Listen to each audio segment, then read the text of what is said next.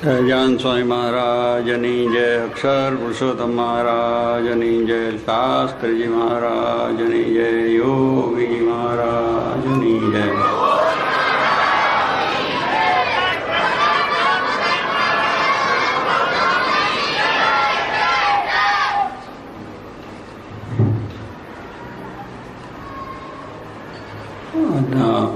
શિક્ષાપત્રીના પારાયણની અંદર આપણને સર્વોપરી શ્રીજી મહારાજની જે વાત બહુ સારી રીતે વિવરણપૂર્વક સમજવામાં આવી છે. એટલે એ ઉપાસનાનો માર્ગ છે એ સ્વયં જ બરાબર સમજવો. એમાં જો ખામી રહી જાય તો પછી બહુ અંતર પડી જાય, એટલે મોક્ષને માટે, કલ્યાણને માટે મોટું અંતર થઈ જાય છે. એટલે ભગવાનનું સ્વરૂપ છે જેવું છે તેવું સમજવું. એટલે સર્વોપરી સર્વ અવતારના અવતારી સર્વ કારણના કારણ શ્રી મહારાજ છે. એ બધા આધારો આપણે વચનાવતની અંદર છે, શિક્ષાપત્રીની અંદર છે, સંતોના કીર્તનોમાં પણ આપણે સાંભળ્યું, પ્રેમાનંદ સ્વામી છે, એવા બધા જે સંતો છે એમના કીર્તન ભક્તિની અંદર પણ મહારાજને એ રીતે સર્વોપરી કહ્યા છે. અને એ રીતે ભક્ત પોતાના ઈષ્ટદેવને સર્વોપરી માને એમાં કંઈ ખોટું નથી. આગળ બીજા અવતારોનો કોઈ દ્રોહ નથી, કે નિષેધ નથી, કનાદર નથી. દરેક માણસ પોતાના ઈષ્ટદેવને વિશેષ મહત્વ અગર સર્વોપરી માને, એથી કરીને કંઈ ખોટું પણ નથી. દરેકને છે પોતાની જે માન્યતા હોય, શ્રદ્ધા હોય, એને વિશેષ સર્વોપરી રીતે માને, અને એ માનીને પોતાની ભક્તિ કરે તેનું એનું ફળ મળે છે. એમ આપણે રામની ભક્તિ કરતા હોય, રામને વિશે એ પોતે માન્યતા રાખે, એને સર્વોપરી માનીને ભજે, અને રામાયણ આદિક વાંચન થાય તો એમાંથી એને સમાસ થાય, એની ભક્તિ એમાં વધે. ભાગવતથી કૃષ્ણ પરમાત્માને વિશેની ભક્તિ વધે, એમને વિશેનો મહિમા સમજાય. એમ જે શાસ્ત્રો છે એ જે શાસ્ત્રોમાં જે ભગવાનની મહત્તા ચરિત્રો ગાયા હોય એને સમજવાથી એમાં આપણી ભક્તિ વધે અને થાય. પણ એ રીતે પોતાની મહત્તા માને અને બીજાનો એમાં અપરાધ કે દોષ થવાની વાત નથી. પણ ખરેખર જે આપણે જેના ભક્ત થયા છે એને એ સ્વરૂપ સારી રીતે સમજવું જોઈએ. ઘણા ભક્તો આપણે જોઈએ છે કે એક વાછરાનો ભૂવો હતો. વાછરા ગામ છે, ગોંડલ સ્ટેટમાં આવેલું છે. બહુ નાનું ગામ છે, અમે પણ ત્યાં ગયા છે. એ વાછરા દેવ મનાય છે, વાછરા દેવ. અને વાછરા દેવનો એ ભૂ એટલે ભક્ત. આ ગામ નાનું છે. અત્યારે જગ્યા જુઓ તો કે એમાં જગ્યામાં કંઈ આવી મોટું મંદિર કે શિખરબંધ મંદિર નથી. આમ ખાલી છાપરા જેવું છે અને એની અંદર પધરાયેલા દેવ છે અને એનું એ ભક્તિ ભજન કરે છે. પણ એક વખત એ પોતે ત્યાં દ્વારકા ગયા. એ જે ભૂવો હતા એ ભક્ત હતા, ત્યાં ગયા. હવે દ્વારકાની અંદર ભગવાન શ્રી કૃષ્ણ પરમાત્માનું સ્વરૂપ જોઈને ખૂબ રાજી થયો, અને એને ભગવાનનું સ્વરૂપથી એને બહુ આનંદ થયો. પછી પોતે કહે છે મારા વાછરા દેવે દ્વારકાધીશને કેવું રૂપ આપ્યું છે, સુંદર રૂપ આપ્યું છે. કહો હવે વાછરા દેવ ક્યાં અને દ્વારકાધીશની વાત ક્યાં? એટલી બધી આ વાત છે. છતાં પણ વાછરા ભૂવા તો એક હમણાં સામાન્ય કંઈક થયા છે વાછરા દેવનું, અને આ લોકની અંદર એવી ઘણી રીતની માન્યતા હોય છે. આ તો ભગવાનનું સ્વરૂપ, કૃષ્ણનું સ્વરૂપ, અને એનો મહિમા આજે લોકોની અંદર છે. પણ કહેવાનું છે એને એના દેવની વિશે એટલી બધી શ્રદ્ધા, એટલે એના દેવની જ મહત્તા ત્યાં આગળ એને દેખાઈ કે મારા વાછરા દેવે એમને રૂપ આપ્યું છે, કે એમને રૂપ હતું નહીં. હવે એને એની ભક્તિની વાત છે, એટલે એને કોઈ અનાદર નથી. એને ભક્તને વિશે એવો ભાવ દેખાય એટલે એ પોતે બોલે છે. આપણે જોઈએ છે કે તુલસીદાસ પણ જ્યારે પોતે વૃંદાવનની અંદર દર્શન કરવા ગયા, અને ત્યાં પોતે દર્શન જ્યારે કર્યા, અને ગોકુળની મથુરાની અંદર, મથુરામાં વૃંદાવનની અંદર બધા મંદિરનું દર્શન કરતા હતા. બાંકે બિહારી ભગવાન કૃષ્ણનું સ્વરૂપ, બાંકે બિહારી સ્વરૂપ બહુ સુંદર છે, બહુ દર્શનીય છે. અને આપણને ઘણી વાર ત્યાં દર્શન કરવાનું મન સ્થિર, ત્યાં ઉભા તો મન સ્થિર થઈ જાય એવું સુંદર સ્વરૂપ છે. અને એ દર્શન જ્યારે એમને કર્યા આપણે શું તુલસીદાસે કર્યા પછી ત્યાં ઘણી વાર બહુ સ્થિર થઈ ગયા. એકદમ એમને બહુ જ આનંદ આવી ગયો. પછી સ્વરૂપને જોઈને પોતે બોલ્યા કે ક્યાં કહું છવી આજ કી ભલે વિરાજો નાથ, તુલસી મસ્તક જબ નવે ધનુષ્ય બાંધ લ્યો હાથ. શું કહે છે? તમે કૃષ્ણનું સ્વરૂપ છો, બહુ સુંદર છે. હવે આપણે જાણીએ છીએ કે રામનો અવતાર ને કૃષ્ણ અવતારથી પણ વિષય થયેલો છે ને આપણે એની મહત્તા છે. પણ એમને ભક્તિ રામને વિશે હતી એટલે એમને રામની મહત્તા કહી દીધી કે જો તમારે મને દર્શન આપવા હોય તો ધનુષને બાણ રામ રૂપે મને દર્શન આપો તો મને શાંતિ થશે. ભલે સ્વરૂપ તમારું સાચું છે, સરસ છે, બીજું પણ મને રામ રૂપે દર્શન, મારા રામને વિશે ભક્તિ છે એ સિવાય મારું મસ્તક ક્યાંય નમે નહીં. એટલે અનાદર નહોતો. હા, ત્યાં આગળ કૃષ્ણનો અનાદર નથી, પણ એની એક ભક્તિ અનન્ય ભક્તિ છે જેને પ્રતિવત્તા ભક્તિ કહે છે, અનન્ય ભક્તિ કહે છે. અનન્ય ભક્તિનો ભાવ છે અને ભક્તનો આવો અનન્ય ભાવ હોવો જોઈએ તો જ એની અંદર આપણે સાર્થકતા મળે. કે ધનુષ્યવાના હાથ લો તો જ મારું મસ્તક નમશે. ક્યાં કહું છબી આજ કી, કે આજની છબીની શું વર્ણન કરું, થઈ શકે એવું નથી. એવું સુંદર તમારું મુખ સ્વરૂપ છે. ક્યાં કહું છબી આજ કી ભલે બિરાજો નાથ, પણ તુજથી મારું મસ્તક તો જબ ધનુષ બાંધ લ્યો હાથ. કે ભગવાને પછી પણ એનો ભક્તિને વસ્તીને સ્વરૂપનું બદલ્યું કે કીટ મુરલી કીટ ગોપિયન કે સાથ અપને ભક્ત કે કારણે કૃષ્ણ ભય રઘુનાથ. ભગવાને પણ રૂપ બદલી નાખ્યું, ધનુષબાણ હાથ લઈને એને દર્શન આપ્યો. આ પ્રતિવત્તાની ભક્તિનો પ્રતાપ છે. આમાં અનાદરની વાત નથી કે કૃષ્ણનો કેમ અનાદર કર્યો, પણ આ એક ભક્તિની વસ્તુ છે. આવી ભક્તિ જો આપણી હોય તો આપણે સાચા ભક્ત છે. બાકી જય જય બધે જય જય બધા હરખા કરવા જાઓ તો એ કંઈમાંથી કંઈ લાભ થાય નહીં, બધા લબડાઈનામાં જેવું થાય. આમે નહીં નહીં ત્યાંય નહીં. એટલે આ તો ભક્તો કેવા થયા છે એની વાત કરું, તુલસીદાસની વાત.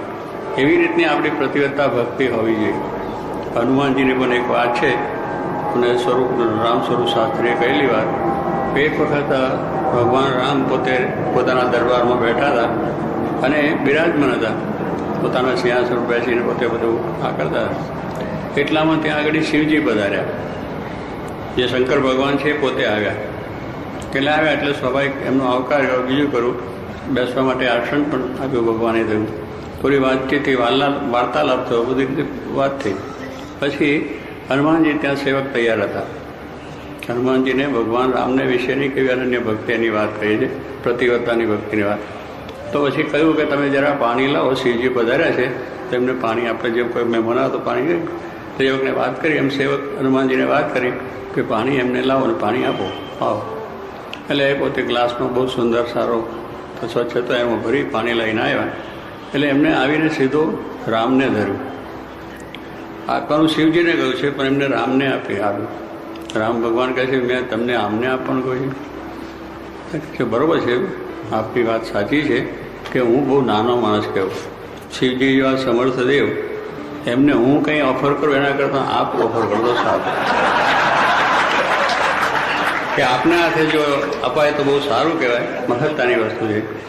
હવે એની અંદર એમને કેવો એક ભાવ બતાવી દીધો કે પોતાનો જે નિષ્ઠા છે, એ રામને વિશે નિષ્ઠા છે એ પણ રાખી અને સાથે વિવેક પણ રાખ્યો.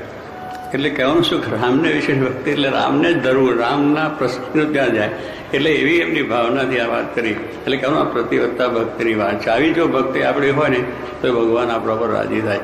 એટલે એમાં કોઈ અનાદર નથી થતો, તિરસ્કાર નથી થતો, પણ વિશેષતા જે દ્રવ્યની વિશે હોય તો સ્વામી કહે છે આપણે એનું સુખને પ્રાપ્ત થાય છે. આવી આપણા જીવનની અંદર દ્રઢતા કરવાની.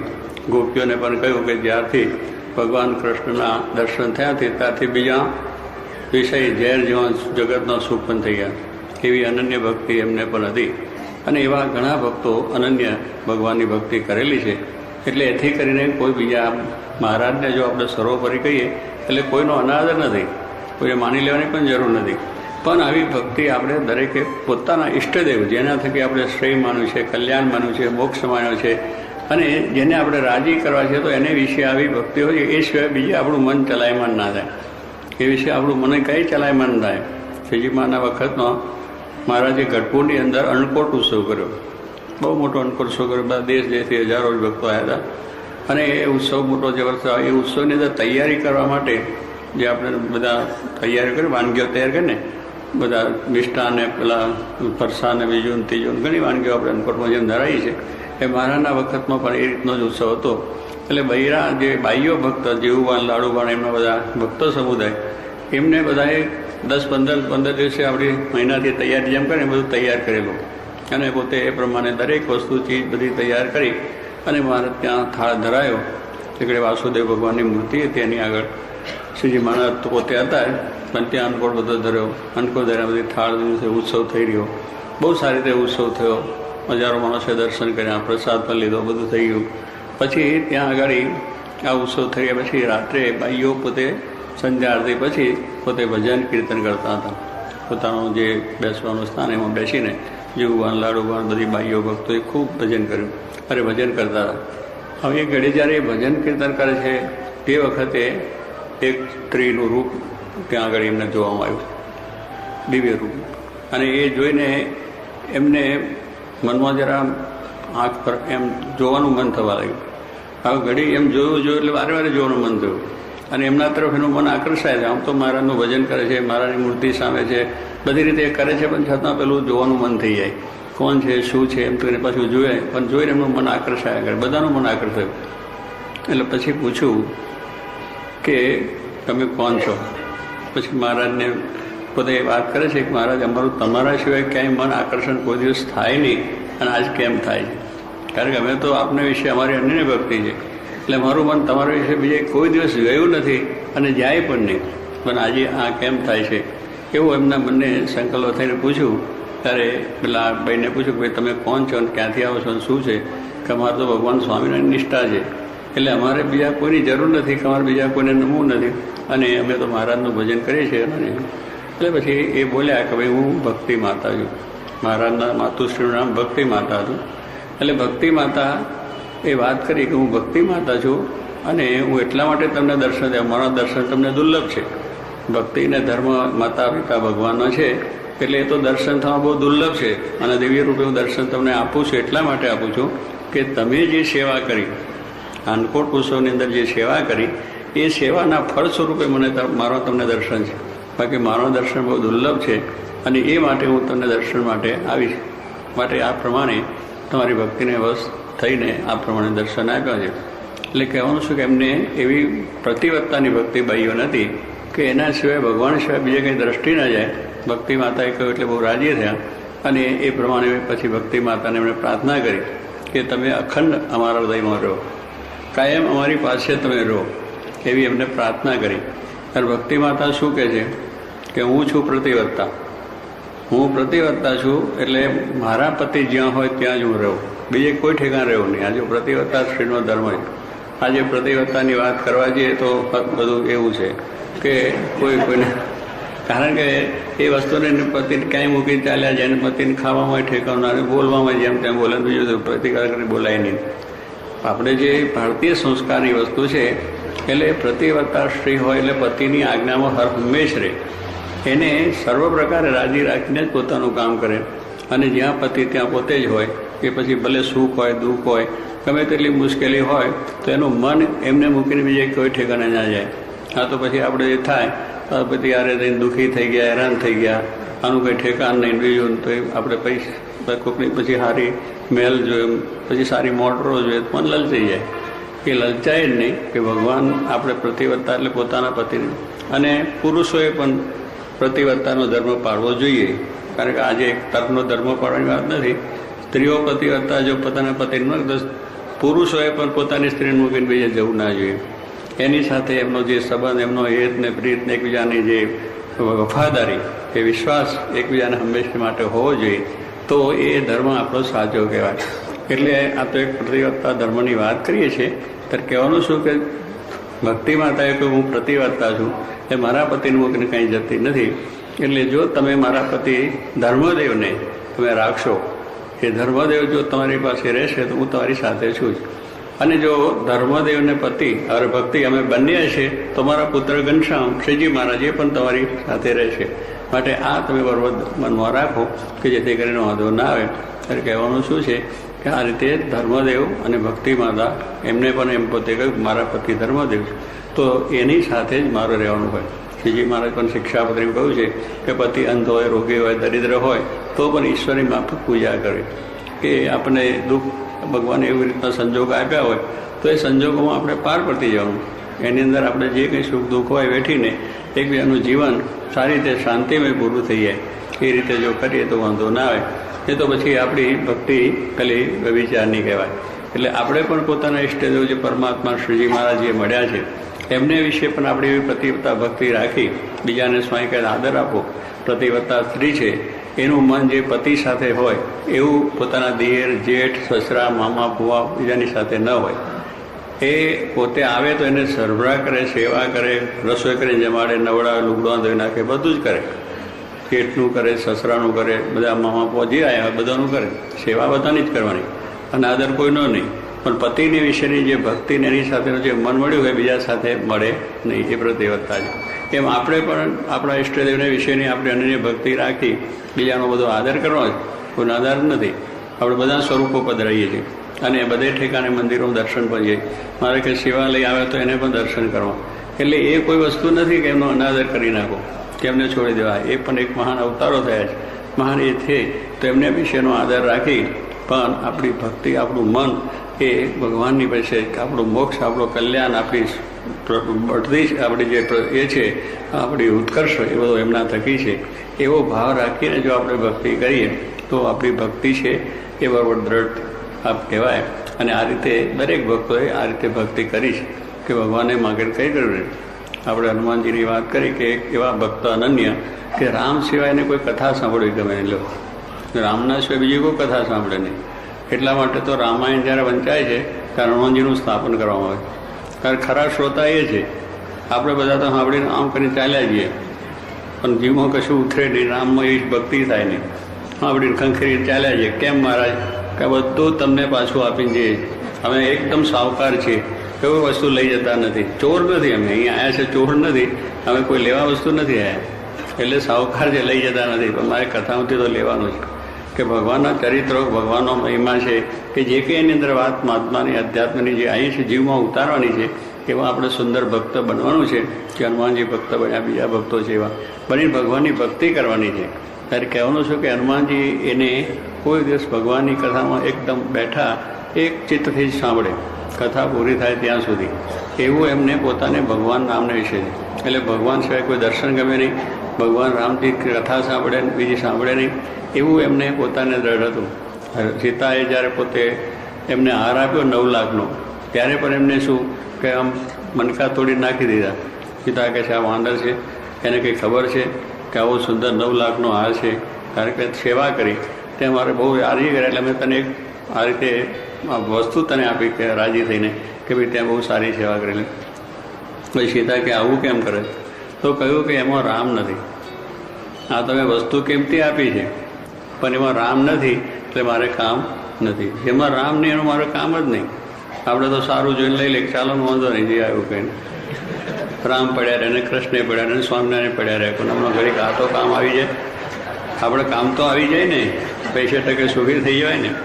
આપણને એવું છે અને તરત ત્યાં આપણે એ રીતના વિચાર થઈ જાય, સંકલ્પ થાય એટલે ભગવાનને મૂકી દઈએ, આપણી વાતને મૂકી દઈએ, આવું થઈ જાય છે. પણ આ પ્રતિવત્તાની એની ટેક હતી કે ભગવાન રામ સિવાય ગમે એટલું મને મોટી મળે, પૈસા મળે, સમૃદ્ધિ મળે તો મારે કામની નથી. મારે તો ભગવાનથી મળે એ જ જોઈએ છે, બીજા કોઈ જ જોતું નથી. ગમે એટલું મને કોઈ આપે તો મારે જરૂર નથી. મારો ભગવાન આપનાર મને બેઠો છે તો એ પછી એ મને આપશે. આ તો છોકરા હારું કેટલી માનતાઓ કરીને કેટલા ભુવાન જાગર્યા કરીએ છોકરા હારું કે ભાઈ છોકરો થશે જ. તમે ભગવાનમાં શ્રદ્ધા રાખો ને જો ભગવાનને નહીં આપવો હોય તો ગમે એટલા ઉપાય કરશો તોય નહીં મળે. માટે જે લેવું, જે દુઃખ છે એને ટાળવું એ પણ ભગવાન પોતાના ઈષ્ટદેવની પાસે જ પ્રાર્થના કરી. અને સુખ જોવતું હોય એની પાસે કરો કે ભગવાન સુખ તમે જ મને આપો. ભાઈ બીજો આપતો જ કહ્યું કે મારે તારે આપેલું જોતું નથી, મને ભગવાન આપે એ જ વસ્તુ, બીજું નથી. એક વખતની વાત છે કે પોતે આ પ્રમાણે બહુ બીમાર થયા અને બીમાર થયા એટલે ઘણી તાવ ચડી ગયો, ઘણા દિવસ સુધી ચાલ્યું, મટે નહીં એટલે પછી બધા ઘરના કંટાળ્યા બીજું ત્રીજું કે આ મટે તો સારું, દવા બીજું ત્રીજું થયું. પછી એક ભૂવો હતો અને પછી ભૂવાને કંઈક વાત કરી કે તાર ભૂવો કંઈ હું દોરો બાંધું ને તો તાવ ઉતરી જાય. પણ આ તો કંઈ બહુ મોટા ભક્ત છે, નિષ્ઠાવાળા છે, સ્વામિનારાયણ ભગવાન છે, ખૂબ નિષ્ઠા છે એમને, કોઈનો દોરો ધાગો તો બાંધે જ નહીં અને કોઈ બીજાને માનતા પણ નથી, એટલે એ નહીં બાંધે. તો કે એમના ખાટલાને પાયે બાંધું તોય મટી જાય. મારો દોરો તો એવો સમર્થ છે કે ખાટલાને પાયે બાંધે તોય મટી જાય. ત્યાં પેલા મનમાં ઘણા દાડા દુઃખ હોય, માણસ કંટાળે ને, ઘરનાય કંટાળે ને બધા થાય કે કંઈક જો મળતું હોય તો ચાલો ને કરો, બાંધ્યો ને મટી ગયો, શરીરનો અંદવાડ મટી ગયો. એકદમ બીજે દાડે બેઠા થયા, દાંતન પાણી કરવું, નાયા ધોયા, સ્વસ્થ થઈ ગયા, સારું થયું, બોલતા ચાલતા બધું બહુ સારું થયું. એટલે ઘરના પછી બધા રાજી થયા, બહુ સારું થયું, ઘણા દિવસે આપણો મંદવાડ મટ્યો, ખાસ થઈ ગઈ, સ્વસ્થ તમારું સુવિધા સારી થઈ, બીજું ત્રીજું બધા રાજી થયા કે આ બહુ સારું થયું. બીજું પછી કહે છે કે આ સારું થયું તો એટલા માટે થયું કે આ એક દોરો બાંધ્યો ને એને લઈને થયું. એટલે પેલા બેઠા હતા ત્યાં બેઠા એમને પોતાની વાત તો ના કરી કોઈ કે આનાથી મટો છે, પણ પછી સાજા થયા પછી બેઠા એટલે એમને ખાટલાને પાયે પેલો દોરો જોયો કે ભાઈ આ દોરો છે એનો અહીંયા, કે આ તો તમને મંદવાડ નહોતો મળતો. એટલે અમે એક ભૂવા આવ્યો તો એને કહ્યું મટી જાય એટલે દોરો બાંધ્યો. એટલે તરત જ પેલા એ કહ્યું કે એને જ ભુવાને પાછો બોલાવો, મારી પાસે બોલાવો, મારે એને મળવું છે. એટલે બધાનું ઘરનાન થયું કંઈક બીજા રાજી થશે, આ તો મટી ગયો એટલે રાજી થયા છે, એટલે કંઈક સારું એને ઇનામ આપશે, સરફા હોય છે. પછી બોલાવે ને પછી પેલા ભુવન કે છે આ તાવ તેમ મટાડ્યો તો કે હા મારો દોરો હતો ને એને મંત્રીને આપ્યો. એટલે બોલે એને કે તું અત્યારે લઈ જા તારો દોરો લઈ જાય ને મારો તાવ મને પાછો લાવો. કે પણ તમે દુઃખી તો ભલે હું દુઃખી થયું, એનાથી મરી જવું તો ભગવાનની ઈચ્છાથી મરી, પણ તારા દોરાથી મારે જીવવું નથી. તારો દોરો ઉઠાય અને ત્યાં કરે તાવ આવી ગયો પછી ખાટલામાં પડ્યા ખરા, પણ છતાં ભગવાન સ્વામિનારાયણને મૂક્યા નહીં. આ ટેક જોઈએ આપણી, આવી ટેક જો આપણા જીવમાં હોય તો આપણે ભક્તા થયા ને પછી આ તો ઠીક છે, રામ રામ રામ રામ, જય જય જય જય એ કંઈ આપણે થાય, જ્યાં ત્યાં રામ રામ ને જ્યાં જ્યાં જય જય, બધા ફરતા ફરીએ. એટલે કંઈ ના, એક સ્થિરતા રાખો. દરેક કંઈ પણ કાર્ય તમારે કરવું તો એકમાં સ્થિરતા હશે તો થઈ. સાધના કરનાર માણસને પોતે એક જ ધ્યેય રાખીને સિદ્ધ કરે છે. આ લોકો કયાના લોકો ચંદ્ર ઉપર ગયા, આ પ્લેન જ આવતો છે. એટલે ચંદ્ર ઉપર જનાર માણસોએ કેટલા દિવસ સાધના કરી, આપ જાણો કે ચંદ્ર ઉપર જવા માટે એમને એક જ વિચાર કે પછી ખાવાનું પીવાનું હરવાનું ફરવાનું, ટીવી દરરોજ જોવાનું, ફરી કંઈક બીજે જવાનું, કંઈક લગ્નમાં માલી આવવાનું, કંઈક ફિલ્મનું કરી આવવાનું, કશું જ નહીં. કે ચાલો આજે સફર મારીએ ને કંઈક આ કરીએ ને તે કરીને, હોલિડે છે કંઈ આમ જાય દરિયા કિનારે ના, એ કશું જ નહીં કર્યું વિચારાય. વર્ષો સુધી એમાં ને એમાં લાગ્યા જ રહ્યા, સાધના એકાગ્ર. તો પછી ત્યાં ઉપર ચંદ્ર ઉપર જઈને પહોંચ્યા ને એ સફળ થયા છે. એમ કોઈ પણ વસ્તુ જ્યારે આપણે સિદ્ધ કરવી હોય તો ઋષિમુનિઓએ વર્ષો સુધી સાધના કરીને આત્મજ્ઞાન આપણે પ્રાપ્યું છે. આત્મજ્ઞાન જે આપણને આપ્યું છે અને આ બધી જે દુનિયાનું જ્ઞાન એ બધા ઋષિમુનિઓએ વર્ષો સુધી કરીને આત્માનો સાક્ષાત્કાર કરીને આ વાત લખી કે આત્મા સત્ય છે, આ બધું નાશવંત છે. એમને નથી કહી દીધું બધું નાશવું ખોટું છે, પણ આત્મસાત કર્યો, એની બહુ સાધના કરી એકાગ્ર વર્ષો સુધી. અને ત્યાર પછી કહ્યું કે આત્મા સત્ય છે, એ આત્મા આપણું સાચું સ્વરૂપ છે અને પરમાત્માની ભક્તિ કરીને મુક્તિ પામવાની છે, એ નિજા આત્માનો બ્રહ્મરૂપમ કહીએ છીએ. એ વસ્તુ એમને સિદ્ધ કરી બતાવી. ત્યારે વાત કરી છે કે દૂરનું સાંભળતા, આપણા દૂરદર્શનની વાતો કરી છે ને, જોઈએ છે ને સાંભળીએ છીએ ને ટેલિફોનની, એ બધી સાધનાઓ એમને કરીને સિદ્ધ કરી હતી. દૂરનું સાંભળી શકતા હતા, દૂરનું પોતે સાંભળી શકતા હતા, જે અત્યારે ટેલિવિઝન દ્વારા આપણે આવ્યું, મશીન દ્વારા, પણ એ હતું આપણી પાસે. આપણા વેદો શાસ્ત્રો બધી વાતો છે ને આ મુનિઓએ સિદ્ધ કરી બતાવેલું. એવી બધી વસ્તુ જાણે એ જોઈને પછી લખ્યું. શાસ્ત્રો લખ્યા છે એમ ગપ્પા નથી માર્યું કે વેદો છે, ઉપનિષદો છે, ગીતા, ભાગવત, બ્રહ્મસૂત્ર, આ બધા એમને એમ ગપ નથી માર્યું. એ બધું પોતે આમ સાક્ષાત સિદ્ધ કરી અને જોતા કે આવું બધું છે, આ બધું એ જોઈને પછી એમને આ વાત લખી છે. અને આ વાત સત્ય છે ને બધાના નીચો રૂપે કહ્યું કે આત્મા સત્ય છે, પરમાત્મા સત્ય છે, બાકી બધું નાશવંત છે, કોઈ વસ્તુ રહેવાની નથી. માટે એમાં મોહ ન રાખવું, પરમાત્માની ભક્તિ કરી આત્મકલ્યાણ કરવું, આ વાત સિદ્ધ બતાવી. એટલે આપણને મનુષ્યદેહ મળ્યો છે. એનું ફળ એ છે કે આપણે આત્મારૂપ થઈને પરમાત્માની ભક્તિ કરવી, એનું ફળ છે. અને એ માટે પરમાત્માનું સ્વરૂપ જેવું છે એવું ઓળખવું અને એને વિશેની પ્રતિવત્તા ભક્તિ આપણે દૃઢ હોવી જોઈએ કે જેથી કરીને આપણને કોઈ જાતનો વાંધો ના આવે અને સુખ થાય. તો એ વાત આપણને અહીંયા શાસ્ત્ર દ્વારા, વચનાવત દ્વારા વિવેક સાગર સ્વામી સમજાવ્યું છે. તેવી નિષ્ઠા, સમજણ, દૃઢતા આપણે પણ ભગવાન વિશે થાય એવી પ્રાર્થના.